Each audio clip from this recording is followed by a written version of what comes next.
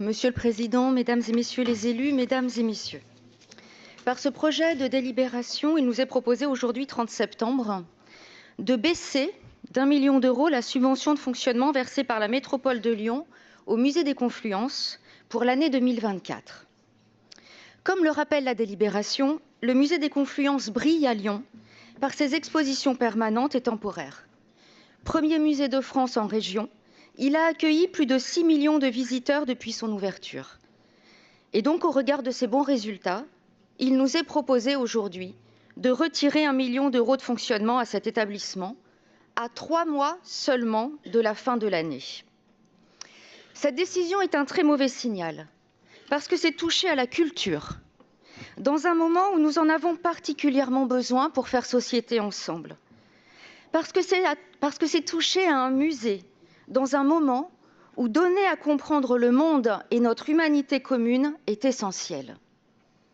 Cette décision est aussi un très mauvais calcul, y compris budgétaire, parce que c'est toucher à un musée particulier, un musée pluridisciplinaire, où se croisent, se complètent et se construisent des points de vue scientifiques.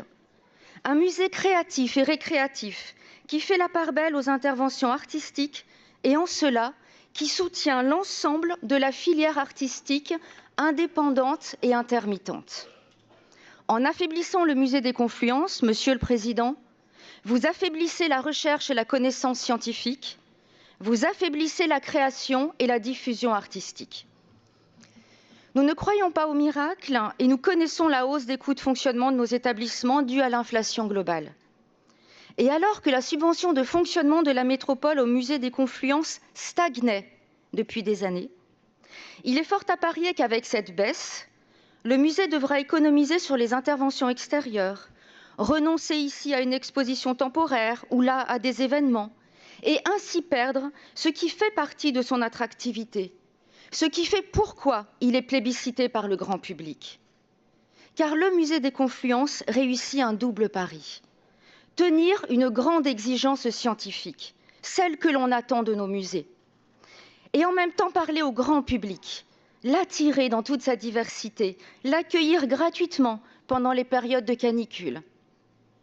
On connaît quelques institutions culturelles qui vivent des subsides publics sans forcément se soucier de s'adresser au grand public, voire qui veulent conserver une forme d'entre-soi.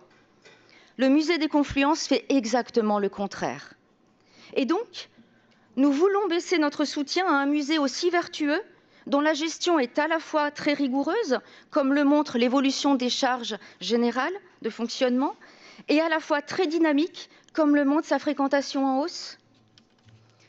Prendre une telle décision est grave. C'est envoyer le signal que nous pénalisons des équipes qui s'engagent corps et âme dans un établissement et ses missions, des équipes qui obtiennent des résultats que notre métropole ne cesse d'ailleurs de vanter dans sa communication. La suite de mon intervention portera sur la relation entre notre collectivité et l'EPCC Musée des Confluences. Le Musée des Confluences n'est pas une direction ni un service interne à la métropole. Il est un établissement public de coopération culturelle dont la métropole est un membre constitutif. Cela signifie que le Musée des Confluences est un établissement autonome, piloté par un conseil d'administration et dirigé par une directrice dont on doit aussi respecter l'autonomie du statut. Nous aurions ainsi aimé que la délibération qui nous est présentée mentionne la tenue d'un conseil d'administration exceptionnel, où cette baisse de subvention de la métropole a été présentée. Un tel conseil s'est-il réuni? Quels sont les avis des personnalités qualifiées de la ville de Lyon, représentée par son adjointe à la culture, de l'École normale supérieure, autre membre constitutif de l'EPCC? La délibération mériterait d'être enrichie de la mention de leur avis. Par ailleurs, nous comprenons tout à fait bien que notre métropole et l'EPCC Musée des Confluences sont liés par une convention triennale d'objectifs et de moyens. Une convention 2024-2026 que nous avons votée ici même le 19 janvier 2024. Nous comprenons très bien aussi que cette convention triennale ne contredit pas le principe d'annualité du budget. Mais en janvier 2024, nous n'avons pas seulement voté la convention triennale d'objectifs et de moyens.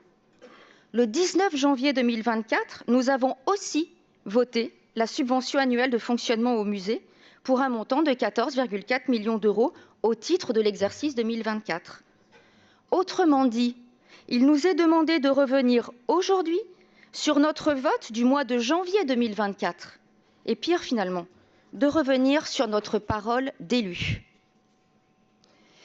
Mes chers collègues, comment pourrions-nous aujourd'hui, 30 septembre 2024, retirer de la main droite ce que nous avons accordé et voté de la main gauche le 19 janvier de la même année? Monsieur le Président, j'ai un doute sur la légalité de la délibération que vous nous proposez aujourd'hui. En effet, par notre vote du 19 janvier 2024, n'avons-nous pas fait de la subvention de 14,4 millions d'euros un dû à l'EPCC Musée des Confluences? Il me semble qu'il existe quelques jurisprudences à ce sujet et que le Conseil d'État a eu à se prononcer déjà. À ce moment précis de mon propos, je voudrais revenir sur une phrase du projet de délibération qui a attiré mon attention. Je cite cette phrase. « Il est proposé de modifier les modalités de financement du Musée des Confluences à intervenir en 2024, tout en maintenant l'effort budgétaire consacré à l'établissement. » Il y a pour moi une double erreur dans cette phrase, susceptible de tromper les élus métropolitains et de modifier en conséquence leur vote. Mes chers collègues, nous ne maintenons pas notre effort budgétaire consacré à l'établissement en 2024 et nous ne faisons pas que modifier les modalités de financement du musée.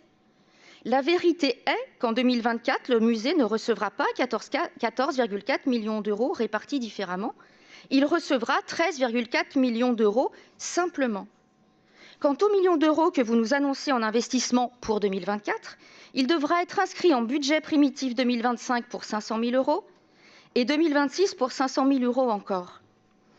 Vous nous proposez donc de fait pour 2024 une baisse du financement au musée d'1 million d'euros. Ce million supprimé au musée lui reviendra plus tard, dans des exercices budgétaires suivants, et encore, s'il revient au musée.